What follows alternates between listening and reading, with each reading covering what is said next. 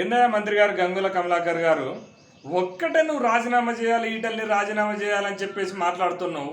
నీకు ఇంత corona situation, bad సిచ్యువేషన్లో ప్రజలు కనపడట్లేరు. కరోనాతోనే ఆక్సిజన్ అందక ప్రభుత్వ హాస్పిటల్లో సరైన వైద్యం అందక అందరు చనిపోతుంటే దాని గురించి అనడన్నా మాట్లాడట్లేవు. నీ కరీంనగర్లో ఎవరైనా కరోనా బాధితులను పరామర్శించిన దాఖలు లేవు. ఒక్కటే ఈటల రాజేందర్ని రెచ్చగొడుతున్నావు, రాజీనామా చేయి అని చెప్పేసి నీ యజమాని కేసీఆర్ గారు చదివినటువంటి స్క్రిప్టుని, రాసిచ్చిన స్క్రిప్టుని వచ్చి చదువుతున్నావు. ఇదేందయ్యా? ఒకటే ప్రెస్ మీద నిన్ను చూసినావు, లొటి మీద కాకిరినట్టు వృధా ఉన్నావు. అసలు ముందుగా రాజీనామా చేయాలంటే నువ్వు రాజీనామా చేయి.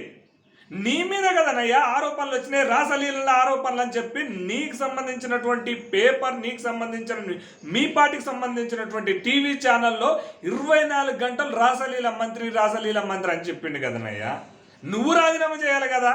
మరి నీ విషయం మర్చిపోయి నువ్వు ఒకటే ఆయన రాజీనామా చేయటం, ఇది తతంగం ఎట్టుందంటే సంసారం పోయి సందులు ఎరిగితే ఇంకెవరో పోయి రచకెక్కినట్టుంది ఇక నీ కథ. ఇదేం పద్ధతయా?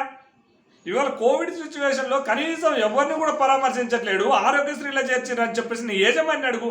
ఒకవేళ ఈటలే రాజీనామా చేయాలంటే ఈటలతో పాటు నువ్వు రాజీనామా చేయి, నీ యజమాని కేసీఆర్ని రాజీనామా చేయండి, లేకపోతే నీ యువరాజు కేటీఆర్ని రాజీనామా చేయండి. ఇక తేల్చుకుందాం ప్రజా జీవితంలో ఎవరు నికాసైన ఉద్యమకారులు, ఎవరు దొంగలు, ఎవరు మంచోళ్ళు, ఉద్యమకారులు ఎవరో, ఉద్యమ ద్రోహులు ఎవరో తేల్చుకుందాం.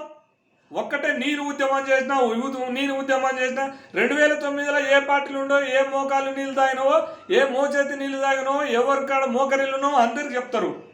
నువ్వు ఇష్టం వచ్చినట్టు మాట్లాడడం కాదు గంగుల కమలాకర్. నీకు చిత్తశుద్ధి ఉంటే నువ్వు కరోనా బాధితుల గురించి మాట్లాడు. కరోనా బాధితులు కరోనాలో ఆరోగ్యశ్రీని ఏదైతే ఆరోగ్యశ్రీలో కరోనాను చేర్పించమని నీ యజమాని కడ మొత్తుకో. ఒక్కటే లొట పిస్కర్ అన్నట్టు నువ్వు మాట్లాడుతున్నావు. మాట్లాడేటప్పుడు కొంచెం చూసుకొని మాట్లాడు. నీకు ఈటల రాజేందర్ ఓడగొట్టాలని చెప్పేసి అక్కడున్న జెడ్పీటీసీలని, సర్పంచుల్ని, మున్సిపల్ కౌన్సిలర్లని నీ పార్టీలో చేర్పించుకోవాలని చూస్తున్నావు. అరే గింత శ్రద్ధ ఏదో కరోనా బాధితుల మీద పెడితే అయిపోదానా? అందుకనే నిన్ను బలి పశువు చేయాలని చూసిండు. అలాంటిది నేను బీసీనే. అరే బీసీ అయితే నీదే బీసీ మహిళ నీ దగ్గరకు వచ్చి సహాయం అడిగితే నువ్వు పక్కలకు రా అన్నమాట. ఇదే పద్ధతి మంత్రి గారు. అందుకనే నువ్వు రాజీనామా చేస్తే ఈటల రాజీనామా చేస్తాడు. ఎవరెందుకు తెలుసుకుందాం.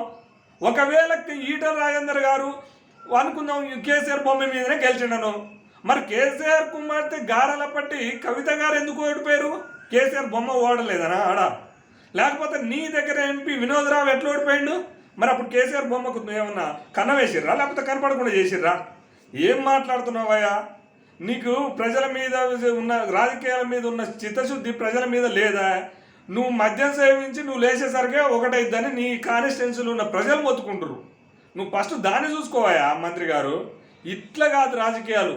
కరోనా సమయం అయిపోయాక నువ్వు రాజీనామా చేయి, ఈటల రాజీనామా చేస్తాడు. ఇక తేల్చుకుందాం. ఇదంతా ఏంది కథ? నువ్వు ఏం రాజకీయం చేస్తున్నావా నువ్వు? ఒక్కసారి ఆలోచించుకో. మైండ్ నుండే మాట్లాడుతుర్రాయా మీరు? దయచేసి ఆలోచన చేసుకోండి. మరొకసారి విమర్శించే ముందు స్థాయికి తగ్గట్టు, స్థాయిని మించి మాట్లాడితే మాత్రం సహించే ప్రసక్తే లేదు. నీకు కరీంనగర్ ప్రజల బుద్ధి చెప్తారు. అవసరమైతే 200 నామినేషన్లు వేయడానికి నీ ప్రజలు రెడీ గురు. గది చూసుకో. నీ కింద నీ ముడ్డి కింద బాగోతో నువ్వు చూసుకోక గయం ఎందుకు నీకు? ఇక దయచేసి ఆలోచించమని నేను విజ్ఞప్తి చేస్తున్నాను.